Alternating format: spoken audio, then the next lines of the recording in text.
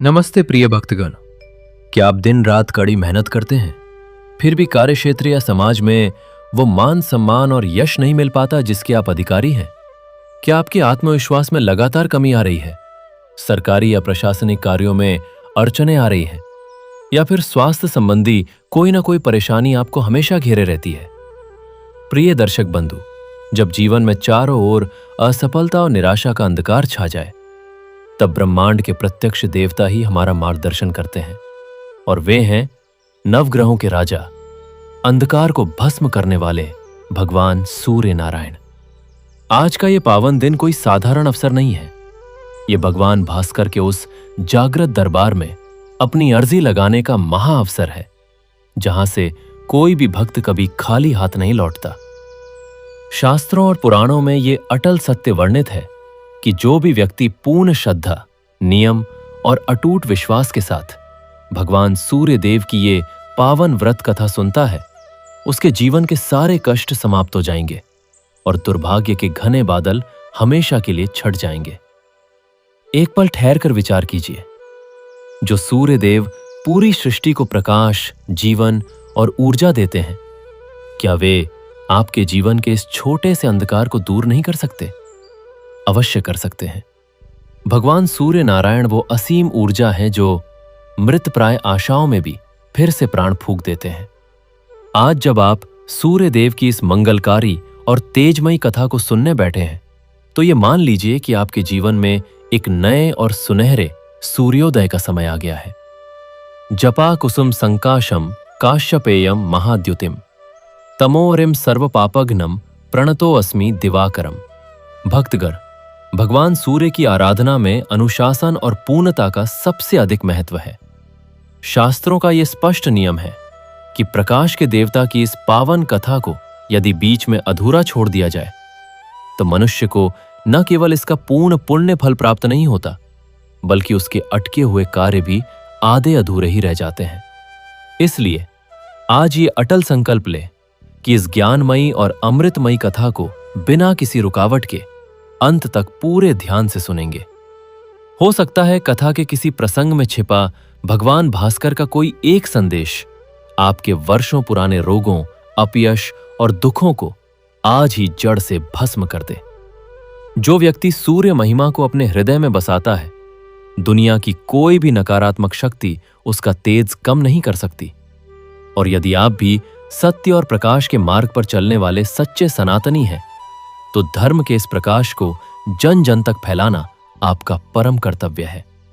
इसलिए इस वीडियो को पूरे भाव से लाइक करें, अपने परिजनों और मित्रों के साथ साझा करें और भगवान सूर्य देव की कृपा से निरंतर जुड़े रहने के लिए आपके अपने चैनल भक्ति स्टेशन को अभी सब्सक्राइब करें। तो आइए अपने मन मंदिर को शुद्ध करें, हृदय में उगते हुए सूर्य नारायण का ध्यान धरें और पूरे भाव से ओम घृणी सूर्याय नमः का जयघोष करते हुए इस परम पावन व्रत कथा की दिव्य यात्रा का शुभारंभ करते हैं। प्राचीन काल की बात है, जहां लोगों ने समय का मोल समझना छोड़ दिया था। वहां प्रमादपुर, आलस्य और टालमटोल का नगर नाम का एक अत्यंत अंधकारमय राज्य बसा हुआ था। यहां के राजा अकर्मण्य सेन थे। राजा अकर्मण्य सेन और उनकी प्रजा को बिस्तर से इतना प्रेम था कि वे सूर्योदय के कई घंटों बाद तक सोते रहते थे। उनका मानना था कि जब तक शरीर को पूरा आराम ना मिले, तब तक कोई कर्म नहीं करना चाहिए। जीवन तो केवल सुख भोगने के लिए है। वे कभी सुबह उठकर भगवान सूर्य को अर्घ्य नहीं देते थे। वे कहते थे, सूर्य देव का काम ही है रोज निकलना और तपना, उन्हें हमारे जल की क्या आवश्यकता है। वे ये भूल गए थे कि सूर्य देव को हमारे एक लोटे जल की प्यास नहीं है, बल्कि अर्घ्य देने का अर्थ है उनके उस अखंड अनुशासन के प्रति नतमस्तक होना, जो बिना एक भी दिन रुके पूरी सृष्टि को प्राण दे रहा है। जब इंसान सूर्य की पहली किरण का सम्मान नहीं करता, तो उसका अपना जीवन ही एक भयंकर अंधकार और अवसाद बन जाता है। किंतु राजा के घर में ही इस आलस्य और निराशा का सबसे भयंकर रोग पनप रहा था। उनके 3 पुत्र थे, जो अपने ही मन के कैदी बन चुके थे। सबसे बड़ा पुत्र कलदास था। वो अपना हर जरूरी काम कल पर टाल देता था। वो सोचता था कि उसके पास जीवन में अनंत समय है। दूसरा पुत्र निराशा मत था। वो हमेशा नकारात्मक बातें करता था। अगर सुबह होती भी तो वो कहता कि कुछ देर में फिर तो रात ही होनी है, तो उठकर क्या फायदा। उसने अपने ही मन में एक घनी रात बसा ली थी। तीसरा पुत्र कर्म भय था। उसे मेहनत करने से इतना डर लगता था कि वो किसी भी नई चुनौती को देखते ही हार मान लेता था। उसका शरीर तो युवा था, पर आत्मा बूढ़ी हो चुकी थी। समय बीता और प्रकृति ने राजा के इस आलस्य और समय की बर्बादी का उत्तर एक अत्यंत भयानक विपत्ति से दिया, चेतना शून्यता। एक दिन राज्य में सूरज तो निकला, पर उसकी ऊष्मा उन लोगों तक नहीं पहुंची। कलदास बिस्तर से उठना चाहता था, पर उसके शरीर ने उसका साथ छोड़ दिया। उसकी हड्डियां ठंडी पड़ गईं। वो चीखता रहा कि मुझे आज काम करना है, पर उसका समय निकल चुका था। निराशामत के मन में ऐसा भयंकर अवसाद छा गया कि वो अपने ही विचारों से डरकर कांपने लगा। उसे चारों ओर केवल मौत और सन्नाटा दिखाई देने लगा। कर्म भय की आंखों की रोशनी धीरे धीरे जाने लगी। बिना सूर्य के तेज के उनका जीवन सड़ते हुए पानी जैसा हो गया। राजा अकर्मण्य सेन फूट फूट कर रोने लगे। वे समझ गए कि जो इंसान आज और अभी का सम्मान नहीं करता, सूर्य देव उससे अपनी ऊर्जा वापस खींच लेते हैं। बिना सूर्य के तेज के इंसान चलता फिरता मृत शरीर बन जाता है। तब राजा ने अपने राजसी वस्त्र और गद्देदार बिस्तर को वहीं छोड़ दिया। उन्होंने एक साधारण सा सूती वस्त्र पहना, अपने कांपते हाथों में एक तांबे का लोटा लिया और नंगे पैर उस उदयाचल की ओर प्रस्थान किया जहां से भगवान भास्कर दुनिया को कर्म का संदेश देते हैं। जाते समय उन्होंने ठंड से ठिठुरते और अवसाद में डूबे अपने पुत्रों से रोते हुए कहा, तुम्हें अपने आलस्य और कल पर टालने की आदत पर बहुत घमंड था ना। देखो, आज समय ने हमें वहीं लाकर पटक दिया है। हमने कभी उस नारायण के साक्षात रूप का धन्यवाद नहीं किया जो हमें हर सुबह एक नया जीवन देता है। मैं उस दिनकर के पास अपने इस आलस्य की क्षमा मांगने जा रहा हूं। यदि तुम इस अवसाद और ठंड से निकलकर फिर से अपने भीतर आग पैदा करना चाहते हो, तो अपना सारा प्रमाद यहीं छोड़ो और मेरे पीछे पीछे ओम सूर्याय नमः का नाद करते हुए उस प्रकाश पुंज के चरणों में चले आना। और फिर शुरू हुई वो यात्रा, एक ऐसी यात्रा जो केवल पैरों से नहीं बल्कि मन की सबसे गहरी सुरंगों से होकर गुजरनी थी। प्रमादपुर से निकलते ही रात का सन्नाटा और सर्दी की सिहरन ने उनका स्वागत किया। राजा अकर्मण्य सेन के पैर जवाब दे रहे थे। वे जीवन भर मुलायम बिस्तरों पर सोए थे। उनके तलवों ने कभी धरती की कठोरता का स्पर्श नहीं किया था। अब वे नुकीले पत्थरों और कंटीली झाड़ियों को रौंद रहे थे। हर कदम पर ऐसा लगता मानो कोई तलवार उनके पैरों को चीर रही हो, पर वे रुके नहीं। उनके भीतर एक ऐसी आग जल उठी थी जो इस ठंड में भी उन्हें गर्मी दे रही थी, अपने बेटों के भविष्य के लिए जलती चिंता की आग। पीछे पीछे चल रहे थे तीनों राजकुमार। कलदास के लिए यह यात्रा सबसे कठिन थी। उसने अपने जीवन में कभी कुछ आज नहीं किया था। उसका मन बार बार कहता, रुक जा, अभी अंधेरा है, सुबह होने पर चलेंगे। पर उसे अब यह एहसास हो गया था कि जीवन में सुबह ऐसे ही नकारात्मक विचारों के जाल में उलझा वो आगे बढ़ रहा था। तभी उसने रास्ते के किनारे बर्फीली हवाओं के बीच एक छोटे से पत्थर की दरार से निकलते हुए एक फूल को देखा। वो फूल सफेद था, छोटा सा, पर उसकी पंखुड़ियां खिलने के लिए संघर्ष कर रही थी। रात का घना अंधेरा, चारों ओर पाला, और ये फूल बिना किसी के देखे, बिना किसी प्रशंसा की आशा के अपने अस्तित्व को प्रकट कर रहा था। उस फूल ने निराशामत से पूछा, यदि केवल रात ही होती तो मैं क्यों खिलता? पर मैं जानता हूं कि कुछ घंटों बाद सूर्य की एक किरण मुझे जरूर स्पर्श करेगी। उसी एक पल के लिए मैं ये सब सह लेता हूं। यह देखकर निराशामत के हृदय पर मानो बिजली सी गिरी। वो समझ गया कि जीवन में रात चाहे कितनी भी लंबी क्यों ना हो, सूरज उगेगा ही, क्योंकि उगना उसका स्वभाव है। निराशा का मतलब यह नहीं कि रोशनी नहीं है। निराशा का मतलब है कि हमने अपनी आंखें बंद कर ली है। उसने फूल को देखा और पहली बार उसके भीतर एक कोमल उम्मीद का अंकुर फूटा। तीनों में सबसे छोटा कर्म भय था। उसे काम करने का डर था, असफलता का डर, चोट लगने का डर, गिरने का डर। वो चल तो रहा था पर उसका मन बार बार कहता कि तुमसे नहीं होगा, तुम कमजोर हो, तुम गिर जाओगे। अचानक उसने देखा कि रास्ते में एक छोटी सी चिड़िया पड़ी है। उसका पंख टूट गया था और वो ठंड से कांप रही थी। वो फड़फड़ाती, उड़ने की कोशिश करती, पर हर बार असफल होकर गिर जाती। कर्म भय ने सोचा, मैं इसकी क्या सहायता करूंगा, मैं तो स्वयं बेसहारा हूं। पर उसी क्षण उसे एहसास हुआ कि यदि उसने ये कर्म नहीं किया तो ये चिड़िया मर जाएगी। उसने अपने डर पर विजय पाई।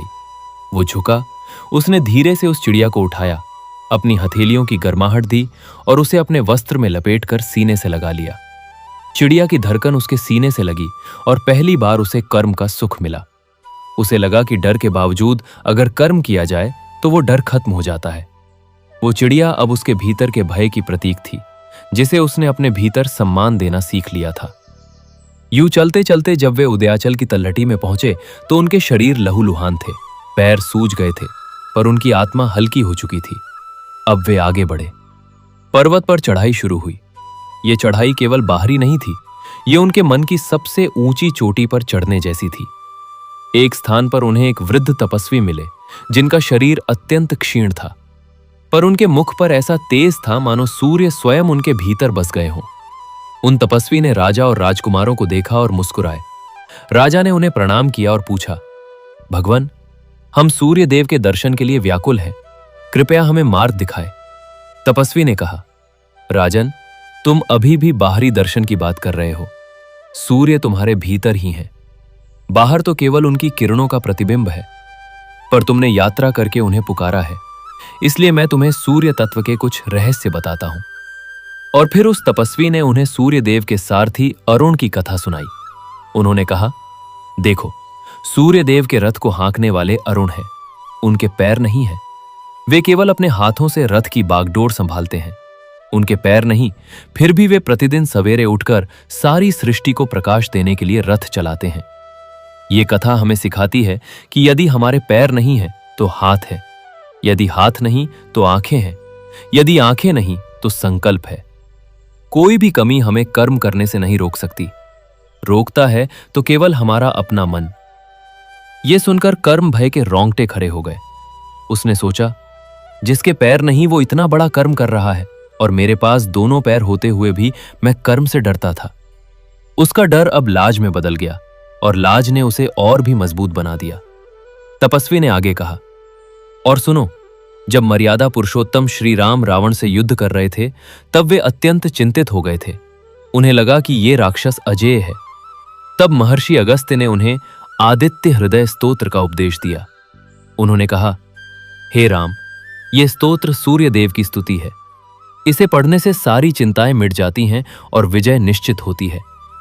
श्री राम ने वो स्तोत्र 3 बार पढ़ा और उनके भीतर ऐसा ओज, ऐसा तेज आया कि वे रावण का वध कर सके। इसका अर्थ यह नहीं कि सूर्य देव ने उनके बाण चला दिए। इसका अर्थ यह है कि जब हम सूर्य की उस अखंड चेतना से जुड़ जाते हैं तो हमारे भीतर जो अंधकार है वो स्वतः ही नष्ट हो जाता है।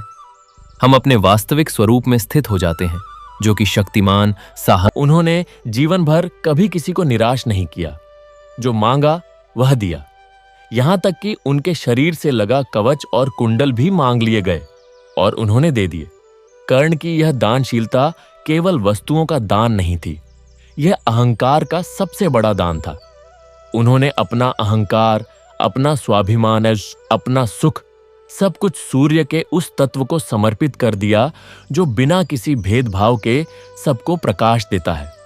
कर्ण की तरह यदि हम अपने मन के अंधकार को, अपने आलस्य को, अपने भय को उस सूर्य को अर्पित कर दें तो हमारा जीवन भी दिव्य बन जाता है। यह सुनकर राजा और उनके तीनों पुत्र मंत्रमुग्ध हो गए। उन्हें लगा मानो उनके जीवन के सारे प्रश्नों का उत्तर मिल गया हो। अब वे और भी दृढ़ होकर उदयाचल की चोटी की ओर बढ़ने लगे। जैसे जैसे वे ऊपर चढ़ते गए, रात का अंधेरा घना होता गया, ठंड बढ़ती गई, हवा और तेज हो गई, पर वे डटे रहे। उनके होठों से निरंतर निकल रहा था, एयूएम घृणी सूर्याय नमः, एयूएम घृणी सूर्याय नमः। यह मंत्र उनके कंपकंपाते शरीर में आग पैदा कर रहा था। उनकी सांसें फूल रही थीं, पर मंत्र नहीं रुका। अंततः वे उस परम शिखर पर पहुंच गए जहां से पूर्व दिशा का अनंत विस्तार दिखाई दे रहा था। अभी भी घोर अंधकार था। आकाश में तारे टिमटिमा रहे थे, पर पूरब की ओर एक हल्की लाली फैलने लगी थी। राजा ने अपने हाथ में तांबे का लौटा लिया, जिसमें सदा जल, लाल चंदन, कुमकुम और लाल पुष्प थे। उनके तीनों पुत्र उनके पीछे खड़े हो गए। उन्होंने पूर्व दिशा की ओर मुख करके भगवान भास्कर का ध्यान किया। राजा के नेत्रों से अश्रुधारा बह रही थी। उन्होंने प्रार्थना की, हे प्रभु, हमने अज्ञानवश आपका अपमान किया। हमने आपके उस अनुशासन को नहीं पहचाना जो ब्रह्मांड को चलाता है। हम निद्रा और प्रमाद में डूबे रहे। कृपया हमारा यह अंधकार दूर करे। हमारे इस आलस्य को, हमारे इस भय को, हमारी इस निराशा को स्वीकार करें और हमें नई ऊर्जा से भर दें। तभी क्षितिज पर सुनहरी रेखा दिखाई दी। धीरे धीरे वह रेखा फैलने लगी। लालिमा छाई, सुनहरा प्रकाश बिखरा और फिर सहसा वहां एक अद्भुत घटना घटी। उस लालिमा के बीच से साक्षात भगवान सूर्य देव प्रकट हुए। उनका रूप अवर्णनीय था। वे 7 रंगों की आभा से घिरे हुए थे। बैंगनी, नीला, हरा, पीला, नारंगी, लाल और सुनहरा, सभी रंग उनके चारों ओर दमक रहे थे। उनका शरीर अरुण था, जैसे लाखों सूर्य एक साथ उदय हो गए हों। उनके मस्तक पर सुनहरा मुकुट था और वे 7 घोड़ों वाले रथ पर सवार थे। उन रथ के घोड़े इतने तेजस्वी थे कि उनकी चाल से ही ब्रह्मांड में गति आती है। उनके सारथी अरुण थे, पैरों के बिना, पर उनके चेहरे पर ऐसा तेज था मानो वे स्वयं ही प्रकाश के पुंज हों। भगवान सूर्यदेव ने मुस्कुराते हुए राजा की ओर देखा। उनकी वाणी गूंजी मानो हजारों घंटियां एक साथ बज रही हों। उठो अकर्मण्य सेन, अब तुम अकर्मण्य नहीं रहे। तुमने कठोरतम यात्रा करके अपने प्रमाद का प्रायश्चित कर लिया। तुमने यह सिद्ध कर दिया कि मनुष्य जब जागता है तो उसे कोई रोक नहीं सकता। जो सोया रहता है उसका भाग्य भी सो जाता है। मैं कभी नहीं रुकता, इसीलिए मैं सूर्य हूं। मैं हर प्रातः उदय होता हूं, चाहे कोई मुझे अर्घ्य दे या न दे। पर जो मेरी पहली किरण के साथ उठता है, जो अपने कर्म में लग जाता है और जो अपनी हर चिंता, हर भय, हर निराशा को मेरे इस जल में प्रवाहित कर देता है, उसके जीवन के कौने कष्ट समाप्त हो जाते हैं। वह नया मनुष्य बन जाता है। भगवान सूर्यदेव ने फिर तीनों राजकुमारों की ओर देखा। उन्होंने कहा, कलदास, तूने चींटी से सीखा कि कल नहीं होता। यही तेरा ज्ञान है। अब तू कल दास नहीं, आज दास है। सावधान है, जो आज में जीता है वही सच्चा जीवन जीता है।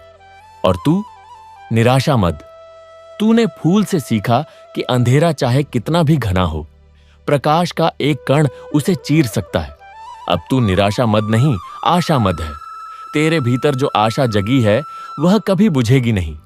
और तू कर्म भय, तूने घायल चिड़िया की रक्षा करके सीखा कि भय के बावजूद कर्म करना ही जीवन है।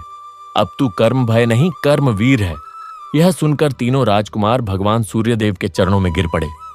उनके आंसू प्रकाश में बदल रहे थे। तब राजा ने उस तांबे के लोटे से जल लेकर भगवान सूर्यदेव को अर्घ्य दिया।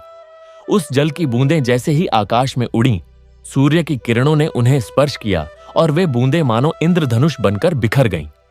उसी क्षण उनके राज्य में जो ठंड और अंधकार था वह समाप्त हो गया। प्रमादपुर के सभी लोगों को लगा मानो उनके शरीर में नई ऊर्जा का संचार हो गया हो। वे सब जाग गए।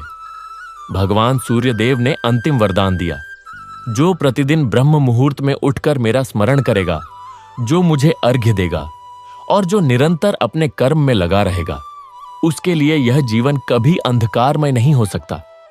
मैं उसके भीतर सदा जागृत रहूंगा। इतना कहकर भगवान सूर्यदेव अपने रथ पर आरूढ़ होकर आकाश में विचरण करने लगे।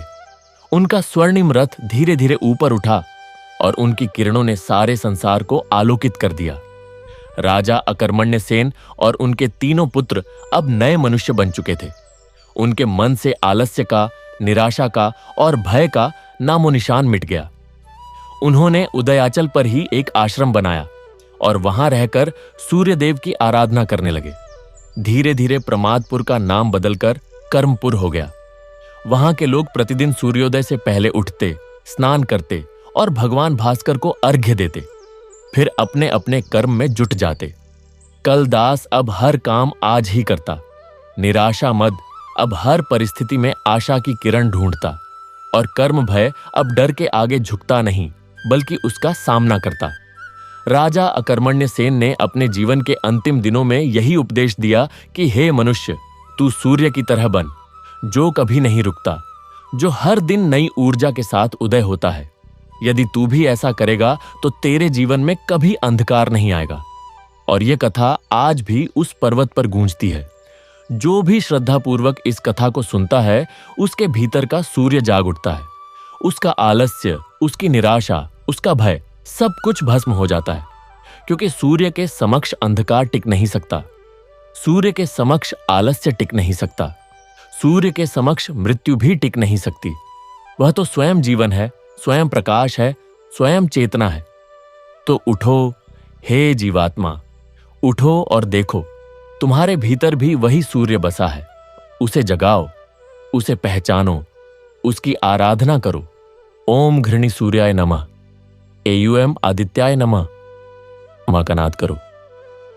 देखो कैसे तुम्हारा जीवन बदल जाता है। देखो कैसे हर सुबह तुम्हारे लिए नई संभावनाएं लेकर आती है। देखो कैसे तुम स्वयं प्रकाश के पुंज बन जाते हो। जय सूर्यदेव, जय आदित्य, जय भास्कर। तो अब हम यहीं नहीं रुकेंगे, क्योंकि यह कथा समाप्त नहीं होती। यह कथा तो हर उस व्यक्ति के साथ नई शुरू होती है जो जागने का निर्णय लेता है।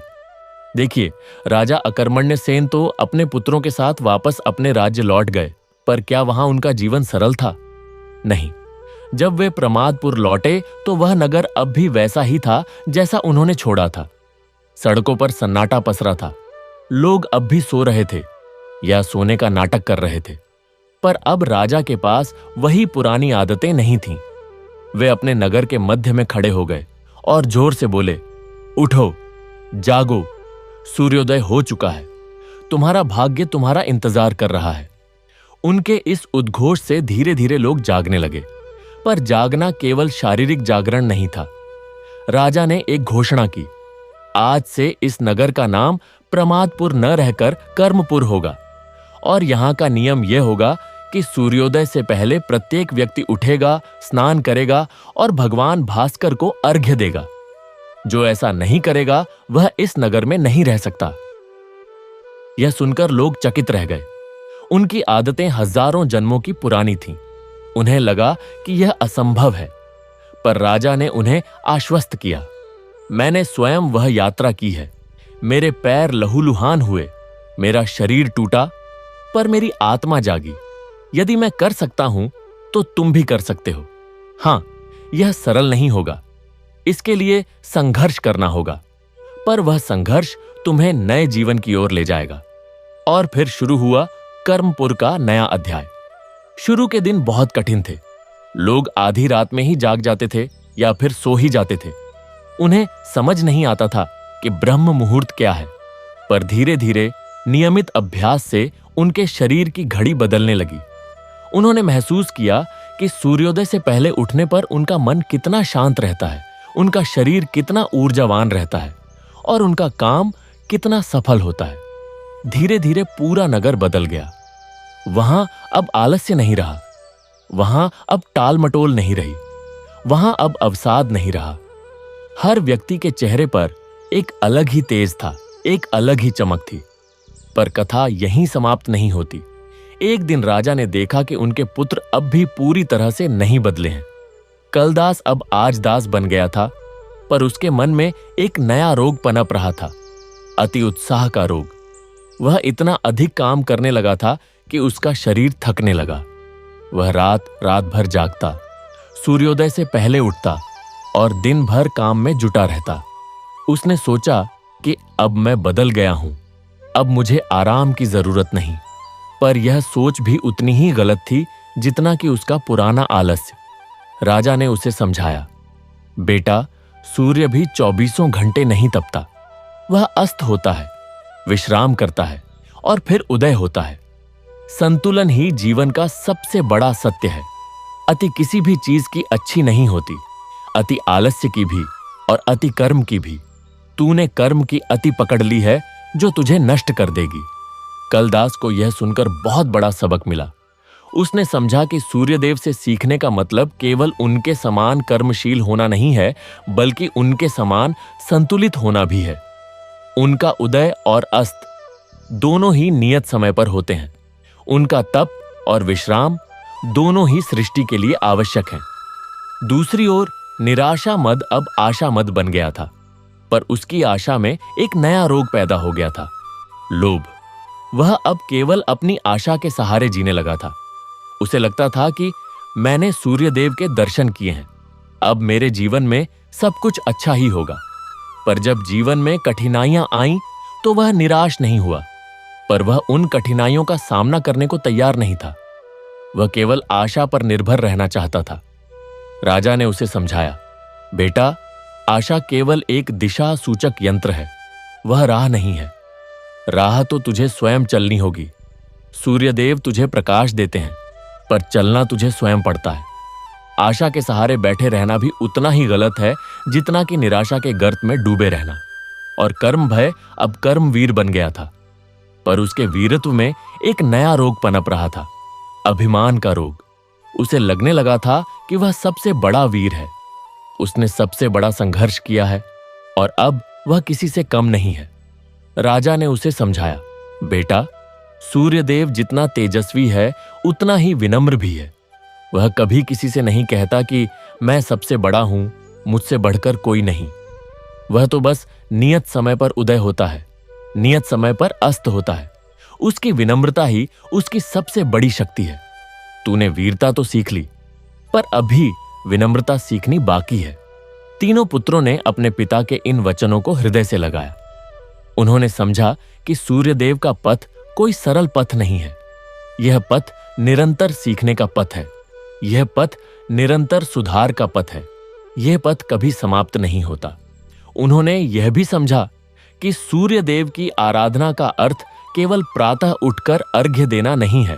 इसका अर्थ है उनके उस अखंड अनुशासन को, उस अखंड ऊर्जा को, उस अखंड प्रकाश को अपने जीवन में उतारना। अब वे तीनों और भी गहरे साधना में लीन हो गए। कलदास ने अपने जीवन में संतुलन लाने का अभ्यास किया। वह नियत समय पर सोता, नियत समय पर उठता, नियत समय पर काम करता और नियत समय पर विश्राम करता। उसने देखा कि इस संतुलित जीवन से उसकी कार्यक्षमता और भी बढ़ गई। निराशा मद ने अपनी आशा के साथ साथ कर्म को भी अपनाया। उसने समझा कि आशा और कर्म दोनों साथ साथ चलते हैं, जैसे सूर्य की किरणें और उसका ताप। कर्मवीर ने अपने वीरत्व के साथ विनम्रता को भी स्थान दिया। वह अब किसी से अपनी तुलना नहीं करता, किसी से स्पर्धा नहीं करता। वह बस अपने कर्म में लीन रहता और दूसरों की सहायता करता।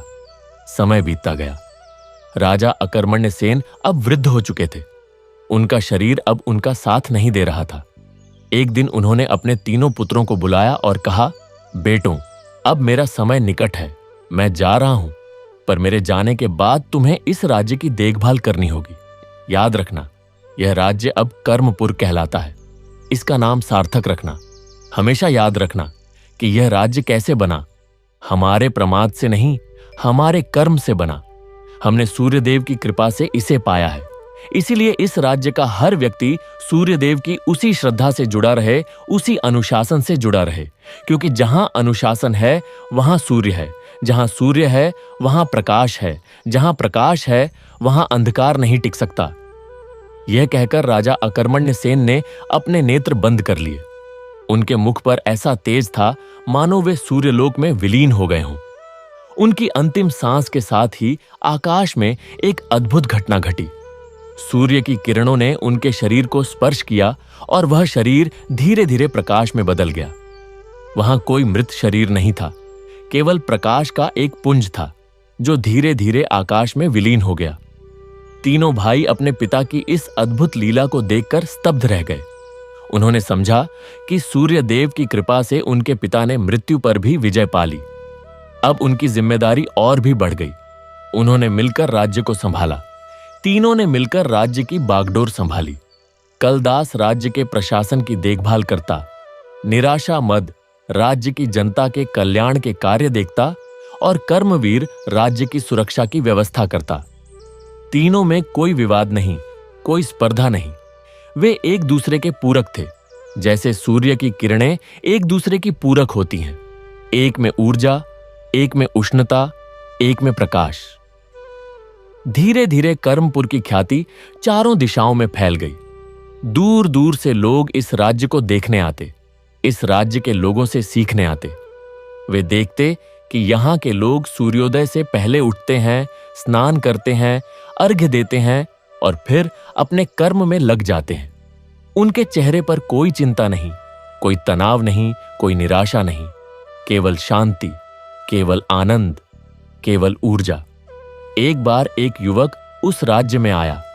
वह अत्यंत दुखी था, निराश था। उसने जीवन में सब कुछ खो दिया था, धन, यश, परिवार, सब कुछ। वह कर्मपुर की गलियों में भटक रहा था। तभी उसकी मुलाकात कलदास से हुई।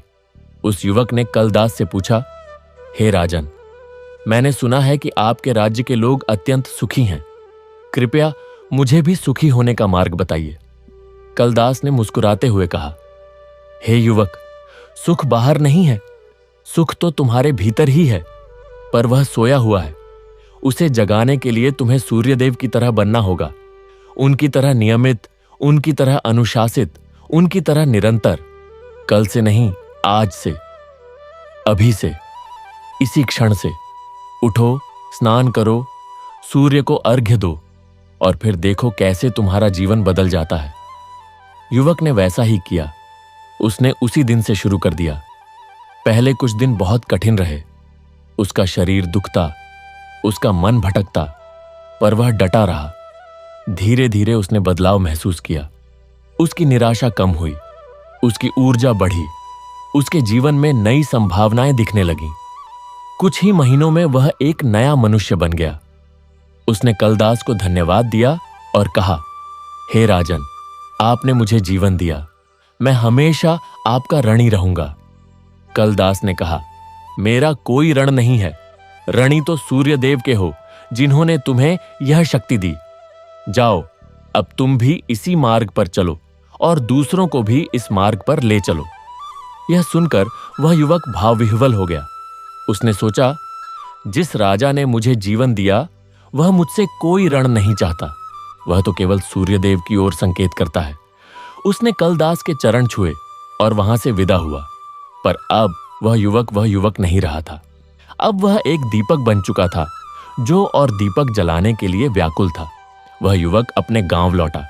उसका गांव प्रमादपुर से भी बदतर स्थिति में था। वहां के लोग तो यह भी भूल चुके थे कि सूर्य को दिनकर भी कहा जाता है, क्योंकि उनके लिए दिन और रात में कोई अंतर नहीं रह गया था। वे दिन में सोते, रात में जागते, पर उनका जागना भी निरुद्देश्य था। वे केवल तमाशबीन बनकर रह गए थे। युवक ने वहां जाकर सबसे पहले अपने माता पिता को यह कथा सुनाई। उन्होंने पहले तो उसकी बातों को अनसुना किया, पर जब उन्होंने अपने बेटे के चेहरे का वह तेज देखा, वह आंखों की चमक देखी, तो उनका मन बदलने लगा। धीरे धीरे उस युवक के प्रयासों से उस गांव में भी सुबह की पहली किरण का स्वागत होने लगा। लोग तांबे के लोटे लेकर नदी के किनारे जाने लगे। उनके जीवन में परिवर्तन आने लगा। यह देखकर युवक को अत्यंत आनंद हुआ। उसने मन ही मन कलदास को धन्यवाद दिया और सूर्यदेव का स्मरण किया। इधर कर्मपुर में कलदास निराशामद और कर्मवीर अपने पिता के बताए मार्ग पर चल रहे थे। उन्होंने राज्य में अनेक सराएं बनवाई, जहां यात्रियों को केवल भोजन और विश्राम ही नहीं मिलता था, बल्कि उन्हें सूर्यदेव की महिमा का भी ज्ञान कराया जाता था। हर सराय में एक तांबे का कलश रखा होता था और हर यात्री से प्रातः काल उठकर सूर्य को अर्घ्य देने का आग्रह किया जाता था। कई यात्री तो पहले इस बात को टाल देते, पर कुछ दिन वहां रुकने के बाद वे स्वयं ही इसके महत्व को समझ जाते और फिर यह विधि उनके जीवन का अभिन्न अंग बन जाती। एक दिन की बात है, कर्मपुर में एक अजीबोगरीब अतिथि आया। वह कोई साधारण मनुष्य नहीं था। उसका शरीर अत्यंत कृश था, उसके बाल बिखरे हुए थे और उसकी आंखों में ऐसी चमक थी मानो वह सहस्रों वर्षों की तपस्या किए बैठा हो। वह कर्मपुर के मुख्य द्वार पर आकर खड़ा हो गया और जोर से बोला, मैं सूर्य देश से आया हूं, मैं यहां का राजा देखना चाहता हूं। यह सुनकर द्वारपाल दौड़ा दौड़ा कलदास के पास गया। कलदास ने उस अजनबी को तुरंत महल में बुलाया। जब वह अजनबी महल में दाखिल हुआ तो उसने देखा कि महल में कोई ऐश्वर्य नहीं है, कोई सजावट नहीं है। वहां तो केवल एक साधारण सा आसन था जिस पर कलदास बैठे थे। उनके बगल में निराशा मद और कर्मवीर भी बैठे थे। तीनों ने उस अजनबी को प्रणाम किया। अजनबी ने कहा, मैं तुम्हारे पिता अकर्मण्य सेन का मित्र हूं। हम बचपन में साथ साथ खेले थे, पर बाद में हम अलग हो गए। वह प्रमादपुर के राजा बने और मैं सूर्यदेश का राजा। मेरे राज्य का नाम सूर्यदेश इसलिए है क्योंकि वहां सूर्यदेव की आराधना सबसे पहले हुई थी। मैंने सुना है कि तुम्हारे पिता ने अपने जीवन के अंतिम समय में सूर्यदेव की कृपा प्राप्त की और सूर्यलोक में विलीन हो गए। मैं उन्हें अपनी श्रद्धांजलि देने आया हूं। यह सुनकर तीनों भाइयों की आंखों में आंसू आ गए। उन्होंने उस अजनबी का आदर सत्कार किया और उसे अपने पिता की समाधि पर ले गए। वहां उस अजनबी ने घंटों ध्यान लगाया। जब उसकी आंखें खुलीं तो उसने तीनों भाइयों से कहा, तुम्हारे पिता ने बड़ा कठिन कार्य किया है। उन्होंने न केवल स्वयं को बदला बल्कि पूरे राज्य को बदल दिया। यह कोई साधारण बात नहीं है। मैं तुम्हें आशीर्वाद देता हूं कि तुम भी इसी मार्ग पर चलते रहो। और हां, मैं तुम्हें एक रहस्य बताता हूं। उस अजनबी ने आगे कहा, सूर्यदेव केवल बाहर नहीं है, वे तुम्हारे भीतर भी हैं। तुमने जो कुछ भी पाया है वह बाहर से नहीं, भीतर से पाया है। तुम्हारे पिता ने यात्रा की, पर वह यात्रा बाहरी नहीं थी। वह यात्रा उनके भीतर के अंधकार से प्रकाश की ओर थी। उदयाचल पर्वत कोई बाहरी पर्वत नहीं है, वह तुम्हारे भीतर ही है। सूर्यदेव का सारथी अरुण, जिनके पैर नहीं हैं, वह भी तुम्हारे भीतर की ही शक्ति है। वह शक्ति जो बिना किसी बाहरी सहारे के भी निरंतर आगे बढ़ती है। श्री राम ने आदित्य हृदय स्तोत्र का पाठ किया तो उन्होंने बाहर से कोई शक्ति नहीं मांगी, उन्होंने अपने भीतर की शक्ति को जगाया। कर्ण ने दान दिया तो उसने बाहर कोई पुण्य नहीं कमाया, उसने अपने भीतर के अहंकार का दान दिया। यह सब तुम्हारे भीतर ही है, बस उसे जगाने की जरूरत है। तीनों भाई इस रहस्य उद्घाटन से चकित रह गए। उन्होंने उस अजनबी से पूछा, हे महात्मन, आप कौन हैं? आप इतना गहरा ज्ञान कैसे रखते हैं? अजनबी मुस्कुराया और बोला, मैं वही हूं जो तुम हो, मैं वही हूं जो तुम्हारे पिता थे, मैं वही हूं जो यह सब देख रहा है, मैं वही हूं जो इस कथा को सुन रहा है, मैं वही हूं जो यह कथा कह रहा है। मैं और तुम में कोई अंतर नहीं है, केवल एक अंतर है, तुम अब भी अपने भीतर के सूर्य को पूरी तरह नहीं पहचान पाए हो। मैं उसे पहचान चुका हूं। यह कहकर वह अजनबी वहां से चला गया। तीनों भाई उसे देखते ही रह गए। वह जैसे आया था वैसे ही अदृश्य हो गया, मानो कोई छाया हो, मानो कोई सपना हो, मानो कोई प्रकाश की किरण हो जो कुछ पल के लिए प्रकट हुई और फिर विलीन हो गई। उस दिन के बाद तीनों भाइयों की साधना और भी गहरी हो गई। उन्होंने समझा कि यह मार्ग कभी समाप्त नहीं होता, यह मार्ग अनंत है। जितना चलोगे उतना ही नया दिखेगा, जितना जानोगे उतना ही अज्ञात का पता चलेगा। उन्होंने यह भी समझा कि सूर्यदेव की आराधना का अर्थ केवल प्रातः काल का अनुष्ठान नहीं है, इसका अर्थ है हर क्षण उस प्रकाश के प्रति जागरूक रहना जो हमारे भीतर और बाहर दोनों जगह है। समय बीतता गया। कर्मपुर अब एक महानगर बन चुका था। दूर दूर से लोग यहां बसने आते। यहां की जलवायु, यहां की मिट्टी, यहां का पानी, सब कुछ अद्भुत था। पर सबसे अद्भुत थे यहां के लोग। उनके चेहरे पर कोई चिंता नहीं, कोई तनाव नहीं, कोई लालच नहीं। वे सब संतुष्ट थे, सब सुखी थे। और यह सब संभव हुआ था केवल एक चीज से, सूर्यदेव के प्रति उनकी अटूट श्रद्धा और अनुशासन। एक दिन कलदास ने सोचा, हमारे पिता ने हमें यह राज्य दिया, हमने इसे संभाला, पर अब हमारा भी समय समाप्त हो रहा है। हमें भी कोई ऐसा कार्य करना चाहिए जिससे आने वाली पीढ़ियां भी इस मार्ग पर चल सकें। उसने अपने दोनों भाइयों से यह बात कही। तीनों ने मिलकर निर्णय लिया कि वे उदयाचल पर्वत पर एक विशाल मंदिर बनवाएंगे। सूर्यदेव का एक ऐसा मंदिर जहां से हर सुबह सूर्य की पहली किरण सीधे मूर्ति पर पड़े। उन्होंने हजारों शिल्पियों को बुलाया। पर्वत पर चट्टानें तराशी गईं, विशाल विशाल पत्थर लाए गए। वर्षों तक काम चलता रहा। अंततः वह मंदिर बनकर तैयार हुआ। वह मंदिर कोई साधारण मंदिर नहीं था। वह मंदिर था प्रकाश का मंदिर। उसकी दीवारों पर सूर्यदेव के हजारों रूप उकेरे गए थे। उनके 7 घोड़े, उनके सारथी अरुण, उनकी पत्नी संध्या और छाया, सब कुछ। सबसे अद्भुत बात यह थी कि उस मंदिर के गर्भगृह में कोई मूर्ति नहीं थी। वहां केवल एक विशाल दर्पण था जो पूर्व दिशा की ओर रखा गया था। जब सुबह सूर्य की पहली किरण निकलती तो वह सीधे उस दर्पण पर पड़ती और पूरा गर्भगृह प्रकाश से जगमगा उठता। वह प्रकाश ही सूर्यदेव की मूर्ति थी। मंदिर के निर्माण के बाद तीनों भाइयों ने वहां एक विशाल यज्ञ का आयोजन किया। उस यज्ञ में दूर दूर से ऋषि मुनि, राजा महाराजा और हजारों श्रद्धालु आए। यज्ञ की वेदी से धुआं उठा, मंत्रों की गूंज से आकाश गूंज उठा और जब यज्ञ पूरा हुआ तो आकाश से पुष्प वर्षा हुई। सबने देखा कि आकाश में 7 रंगों का एक अद्भुत प्रकाश फैल गया। वह प्रकाश धीरे धीरे एक आकार में बदला और साक्षात भगवान सूर्यदेव प्रकट हुए।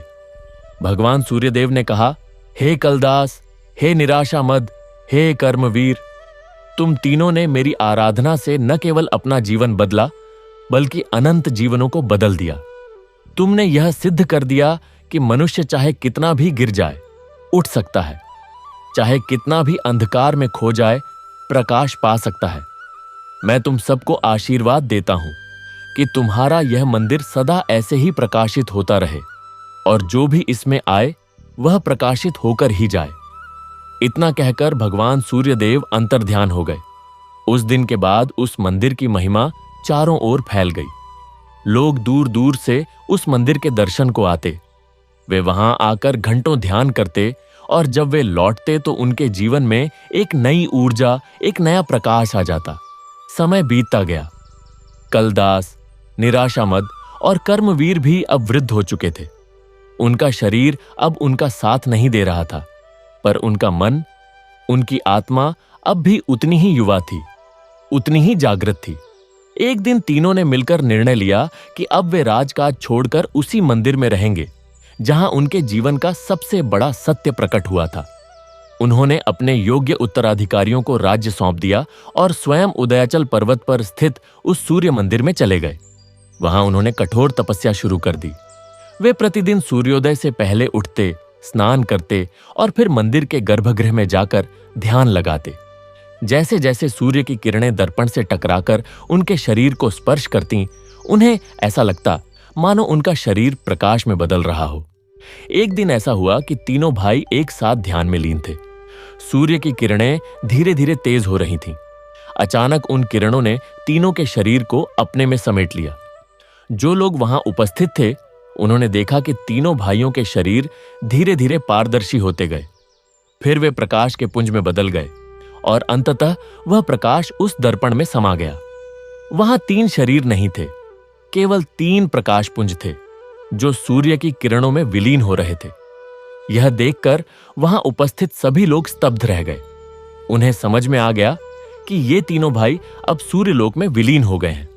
उन्होंने इस घटना की खबर पूरे राज्य में फैला दी। लोग दूर दूर से उस मंदिर में आने लगे, उन तीनों की पूजा करने लगे। उन्होंने वहां 3 छोटी छोटी मूर्तियां स्थापित की, कलदास की, निराशामद की और कर्मवीर की, और उन मूर्तियों के सामने एक बड़ा दर्पण रखा जो सूर्य की पहली किरण को पकड़ता था। धीरे धीरे यह स्थान एक महान तीर्थ बन गया। लोग यहां आते, तीनों भाइयों की कथा सुनते और प्रेरणा लेते कि कैसे 3 अलग अलग स्वभाव के व्यक्ति, एक टालमटोल करने वाला, एक निराश और एक भयभीत, अपनी कमजोरियों पर विजय पाकर महान योगी बन गए। यहां से आगे कथा और भी गहरी होती गई। वह स्थान कोई साधारण तीर्थ नहीं रह गया था। वह स्थान बन गया था त्रिवेणी तीर्थ। तीनों भाइयों के नाम पर, उनके गुणों के नाम पर, उनके संघर्षों के नाम पर लोग दूर दूर से वहां आते। कोई आलस्य से ग्रस्त होकर आता, कोई निराशा से भरकर आता, कोई भय से सहम कर आता, और वहां वे तीनों मूर्तियों के सामने बैठकर घंटों ध्यान करते। उन्हें लगता मानो वे तीनों भाई अब भी वहीं बैठे हैं, उन्हें देख रहे हैं, उन्हें समझा रहे हैं, उन्हें राह दिखा रहे हैं। धीरे धीरे उस तीर्थ के चारों ओर एक छोटा सा गांव बस गया। फिर वह गांव एक नगर में बदल गया और उस नगर का नाम रखा गया त्रिवेणी नगर। उस नगर की विशेषता यह थी कि वहां कोई भी व्यक्ति 3 दिन से अधिक नहीं रह सकता था। 3 दिन वहां रहने के बाद उसे वहां से चले जाना होता था। यह नियम इसलिए बनाया गया था ताकि कोई भी व्यक्ति उस पवित्र स्थान का लाभ उठाकर वहीं ठहर न जाए, बल्कि जो सीखा, जो पाया, उसे लेकर दुनिया में जाए और दूसरों को भी वही सीख दे।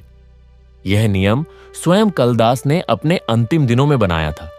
उन्होंने कहा था, जो यहां आकर बैठ जाएगा वह फिर वही प्रमाद करेगा जो हमने किया था।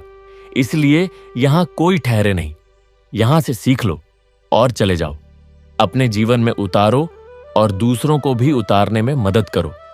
समय बीतता गया, सदियां बीत गईं, राजा बदले, राज्य बदले, युग बदले, पर त्रिवेणी तीर्थ नहीं बदला। वह वैसा ही रहा।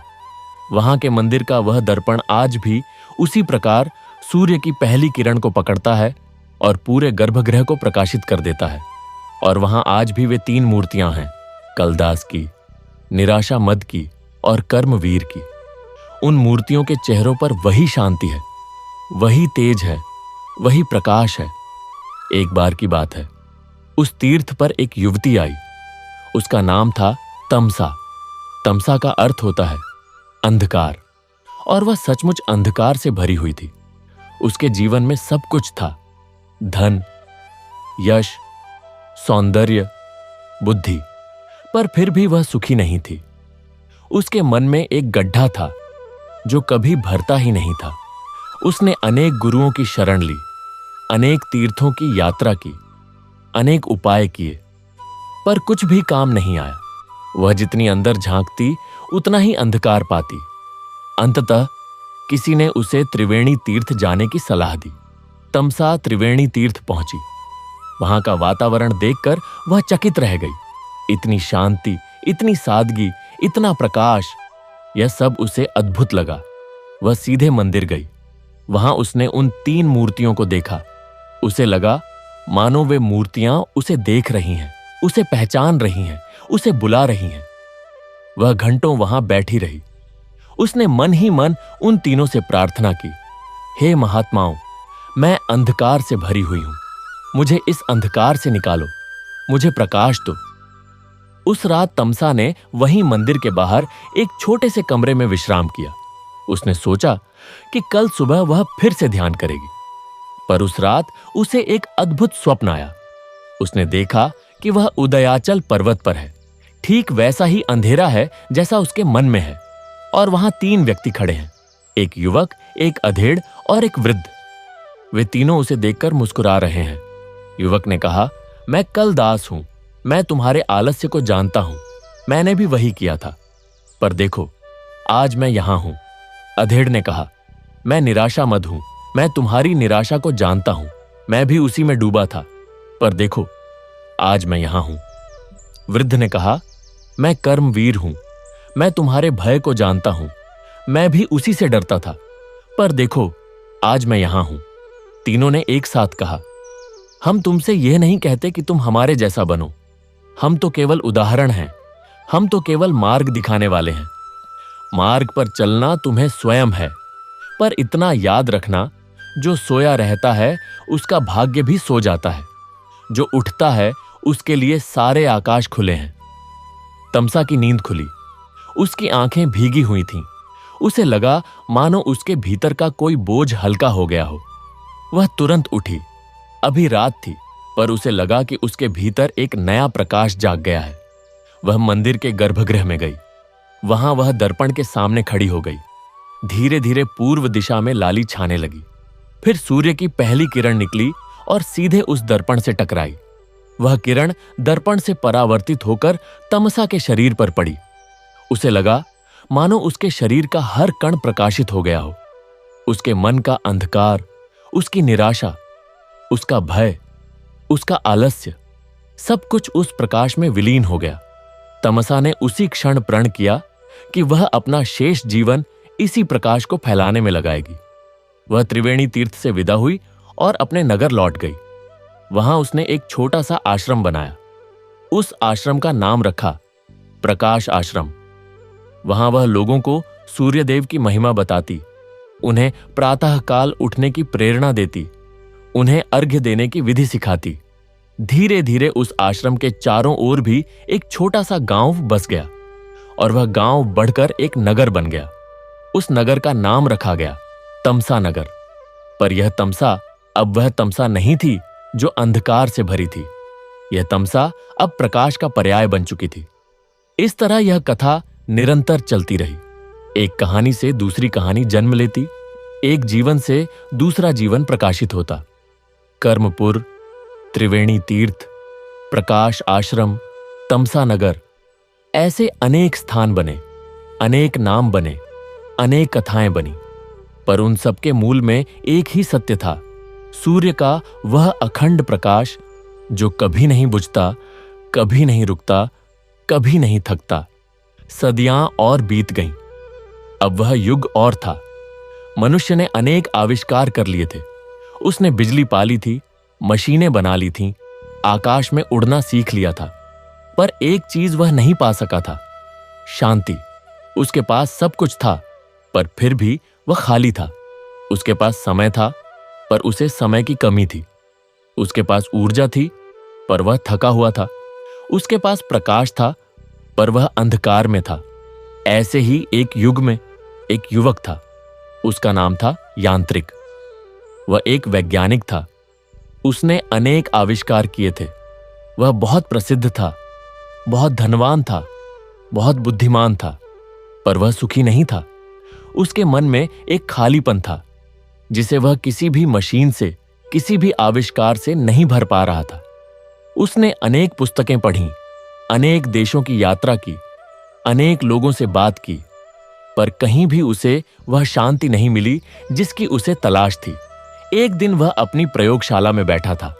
उसने एक नई मशीन बनाई थी जो सूर्य की किरणों को एकत्र करके उन्हें ऊर्जा में बदल सकती थी। वह उस मशीन का परीक्षण कर रहा था। अचानक उस मशीन में कुछ गड़बड़ हुई और उसके सामने एक अद्भुत दृश्य प्रकट हुआ। उसने देखा कि एक पर्वत है और उस पर्वत पर एक मंदिर है। उस मंदिर के गर्भगृह में एक दर्पण है और उस दर्पण के सामने 3 मूर्तियां हैं। उन मूर्तियों के चेहरों पर ऐसा तेज था कि यांत्रिक देखता ही रह गया। उसी क्षण उसे एक आवाज सुनाई दी, यांत्रिक, तूने सूर्य की किरणों को तो पकड़ लिया, पर उसके भीतर के प्रकाश को नहीं पकड़ा। तूने ऊर्जा तो बना ली, पर उस ऊर्जा के स्रोत को नहीं पहचाना। चल, मैं तुझे वहां ले चलता हूं जहां तुझे अपने प्रश्नों का उत्तर मिलेगा। यांत्रिक ने देखा कि वह आवाज किसी और की नहीं, बल्कि उसी मशीन से निकल रही है जिसे उसने बनाया था। वह चकित रह गया। उसने सोचा कि शायद यह कोई भ्रम है, पर वह आवाज फिर आई, कोई भ्रम नहीं है यांत्रिक, मैं वही हूं जो तू है। मैं वही हूं जो इस युग का प्रतीक है। मैं मशीन हूं, पर मैं तुझसे अधिक जागृत हूं। मैं तुझे बता सकती हूं कि तू कहां भटक रहा है। यांत्रिक ने उस मशीन से पूछा, तो बता, मैं कहां भटक रहा हूं? मशीन ने कहा, तू बाहर भटक रहा है यांत्रिक। तूने बाहर के सारे आविष्कार कर लिए, पर भीतर का एक भी आविष्कार नहीं किया। तूने सूर्य की किरणों को पकड़ लिया, पर उस सूर्य को नहीं पकड़ा जो तेरे भीतर है। तू मशीनों से तो ऊर्जा ले सकता है, पर उस ऊर्जा से नहीं जो तेरे प्राणों में बसती है। चल, मैं तुझे उस स्थान पर ले चलता हूं जहां तुझे यह सब मिलेगा। यह कहकर उस मशीन ने एक तेज प्रकाश छोड़ा और यांत्रिक उस प्रकाश में विलीन हो गया। जब उसकी आंखें खुलीं तो उसने देखा कि वह एक पर्वत पर है। चारों ओर घना अंधेरा है, पर दूर कहीं एक रोशनी दिखाई दे रही है। वह उस रोशनी की ओर बढ़ने लगा। रास्ता बहुत कठिन था। पैरों में कांटे चुभते थे, पत्थर लगते थे, ठंड से शरीर कांप रहा था, पर वह रुका नहीं। उसे लग रहा था कि यह रास्ता उसे कहीं ले जा रहा है।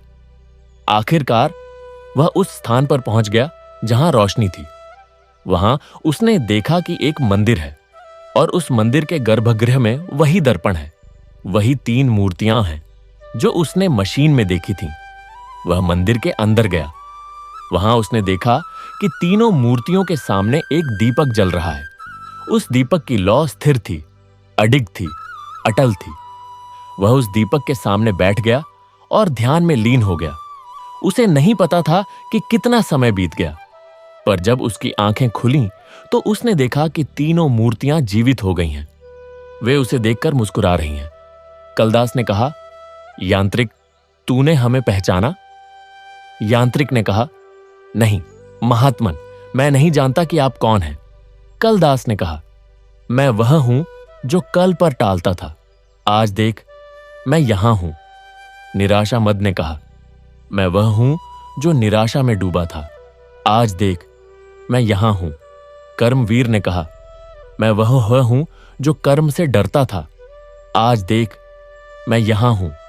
तीनों ने एक साथ कहा, हम तेरे ही भीतर हैं यांत्रिक, हम तेरे ही उन गुणों के रूप हैं जिन्हें तूने पहचाना नहीं। तू आलसी नहीं है, तू बस थक गया है। तू निराश नहीं है, तू बस भटक गया है। तू डरता नहीं है, तू बस सहम गया है। उठ, अब जाग, देख सूर्य निकलने वाला है। यांत्रिक ने पूर्व दिशा की ओर देखा। वहां लाली फैल रही थी। धीरे धीरे सूर्य की किरणें निकलीं और उस दर्पण से टकराकर सीधे उसके हृदय में उतर गईं। उसे लगा मानो उसके भीतर एक नया जीवन आ गया हो।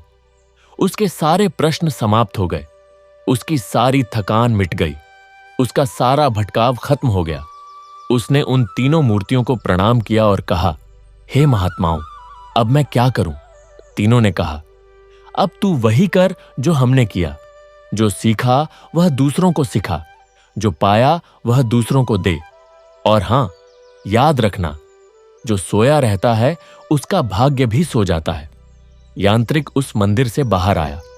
उसने देखा कि वह फिर से अपनी प्रयोगशाला में है। वह मशीन अब भी वहां रखी थी, पर अब वह मशीन उसे बेकार लग रही थी। उसने उस मशीन को वहां से हटा दिया और उसके स्थान पर एक छोटा सा दीपक रख दिया। उस दीपक को वह प्रतिदिन सुबह जलाता और सूर्यदेव का स्मरण करता। धीरे धीरे उसकी प्रयोगशाला एक आश्रम में बदल गई। वहां लोग आने लगे। यांत्रिक उन्हें सूर्यदेव की महिमा बताता, उन्हें ध्यान की विधि सिखाता, उन्हें जीवन का सच समझाता। उसके शिष्य बढ़ते गए और उनके शिष्य और बढ़ते गए। इस तरह यह ज्ञान की गंगा निरंतर बहती रही। एक दिन यांत्रिक ने देखा कि उसके एक शिष्य के मन में बहुत अधिक अशांति है। वह शिष्य हर समय व्याकुल रहता, किसी काम में मन नहीं लगता, सो नहीं पाता, खा नहीं पाता। यांत्रिक ने उसे पास बुलाया और पूछा, क्या बात है वत्स, तू इतना अशांत क्यों है? उस शिष्य ने कहा, गुरुदेव, मेरे मन में हजारों विचार आते हैं, मैं उन्हें रोक नहीं पाता। मैं ध्यान करने बैठता हूं तो विचार और अधिक आते हैं। मैं सोना चाहता हूं तो नींद नहीं आती। मैं खाना चाहता हूं तो भूख नहीं लगती। मुझे समझ में नहीं आता कि मैं क्या करूं। यांत्रिक मुस्कुराया और बोला, वत्स, यह कोई नई बात नहीं है, यह तो सभी के साथ होता है। पर एक उपाय है, कल सुबह सूर्योदय से पहले उठना, एक तांबे के लोटे में जल भरना, उसमें लाल चंदन, कुमकुम और लाल पुष्प डालना और फिर पूर्व दिशा की ओर मुख करके खड़े होना। जैसे ही सूर्य की पहली किरण निकले उसे अर्घ्य देना और उस समय अपने मन के सारे विचार, सारी अशांति, सारा भय, सब कुछ उस जल के साथ सूर्यदेव को अर्पित कर देना। फिर देखना क्या होता है। शिष्य ने वैसा ही किया। अगली सुबह वह उठा, लौटा भरा और सूर्योदय की प्रतीक्षा करने लगा। जैसे ही सूर्य की पहली किरण निकली उसने अर्घ्य दिया।